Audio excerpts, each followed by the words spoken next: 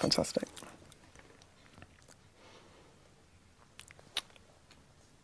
Okay. Our next question is by Brenda Jam from London. Brenda Jam. Is there ever a time you feel scared of your monsters? Scared of my monsters? Not often. I would say 99.9 infinity% of the time I'm not afraid of my monsters. But they're, you know, every once in a while, there perhaps is a very extra troubled fan that really wants to see me or speak to me.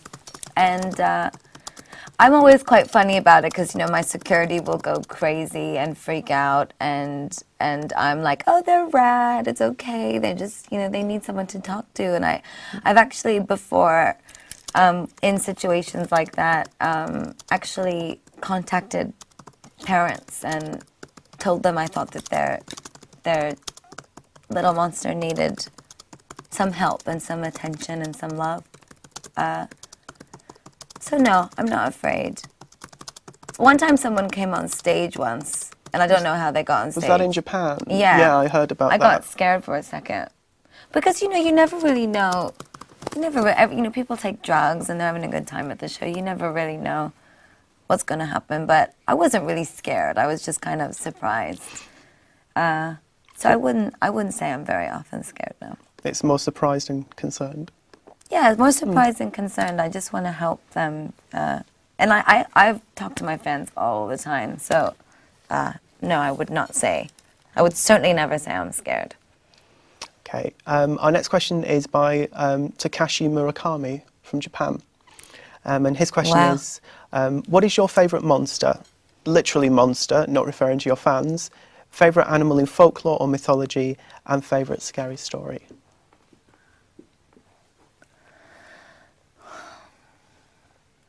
My favourite monster? Well, I guess one of my favourite monsters, which is the one that I am most afraid of, is the anglerfish, which is actually in the show. It was my childhood fear. I know the anglerfish, the it's horrible terrifying. little...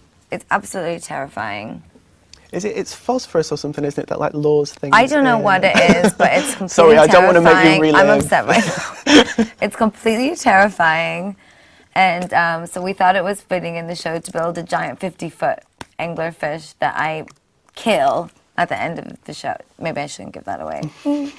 But it's completely terrifying. So I suppose that he is my favorite because it is my childhood monster. My favorite monster from mythology, the unicorn. I love the unicorn. And I suppose the unicorn is a monster. It says favourite animal in folklore or mythology, that's so perfect. we can say the unicorn. The unicorn. Half animal, half monster. Half magic and poetry. And your favourite scary story? My favourite scary story. The one that I'm going to dream about tomorrow night.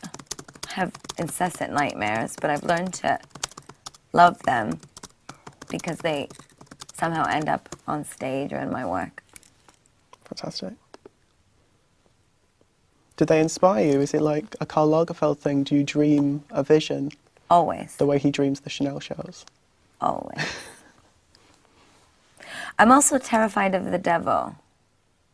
Well, the next question I'm going to ask you is from Tatin in Hong Kong, which is, do you believe in God? Yes. And the devil? And the devil. I believe in both.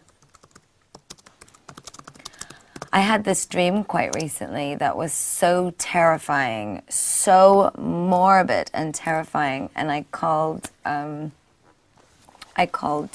Chopra, who I work with, and I was telling him my dream, terrified, that the devil, and the dream was so terrifying, I thought somehow a devil force was trying to take hold of me, a darkness. I guess I see devil and darkness as the same thing. And he laughed and told me that I was very creative. And That's what it represents. Learn to embrace my insanity. So, okay. Okay, our next question is by... I certainly believe in God, though, yes. Our next question is by Matthew Williams from London. Oh. And he says, my favourite tattoo of yours is Tokyo Love. What will your next tattoo be and where on your body will it be? I don't know. I want to get one that says born this way. In advance of the film? Yeah. And I want to get one that says free bitch, I think. But I'm not quite sure.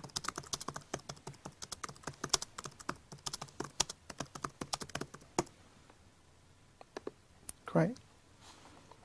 I always wanted one of Madame de Pompadour, which is a little weird. I love Madame de Pompadour. I love really that. So I think that tattoos have powers. So I'm always interested in injecting some new powerful force into me.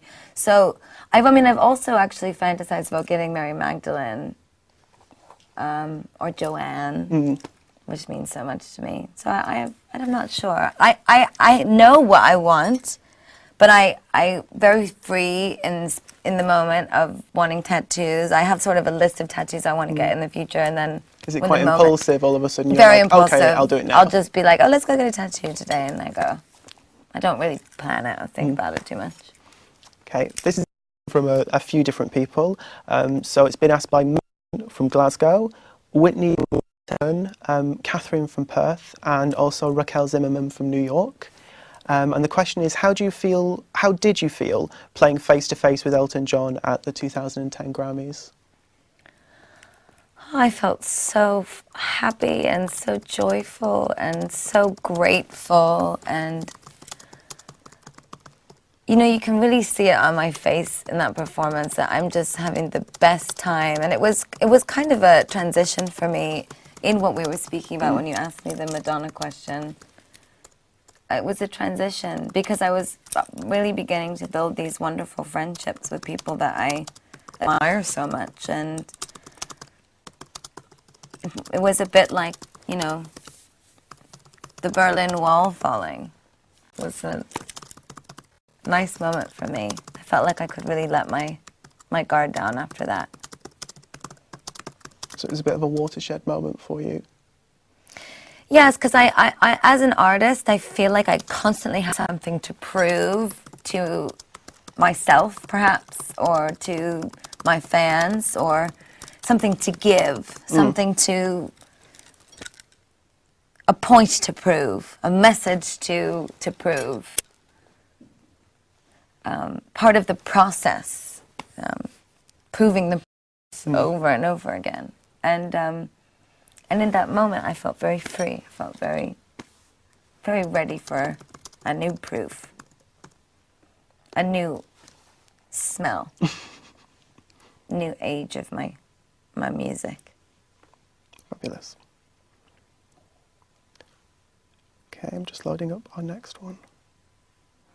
Our next question is from Naomi Campbell from London. And Naomi asks, who would you love to duet with, dead or alive? With you, Naomi. I love Naomi Campbell. Naomi is wonderful and amazing, and I love the charity work that she does. She's, especially for Haiti, I mean, she's really wonderful. Is there anyone besides Naomi? Well, I'm going to answer. I would have loved to do a duet with Judy Garland. I would have really loved to have known her.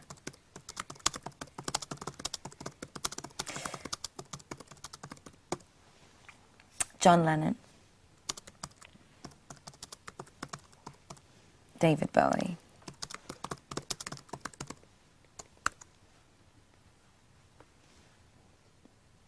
Is that the list? Yes. That's our definitive and list. Nick Knight. But we sing, we do lots of duets together.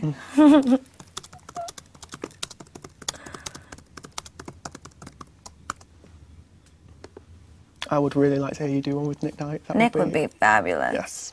Amazing. It would be marvellous.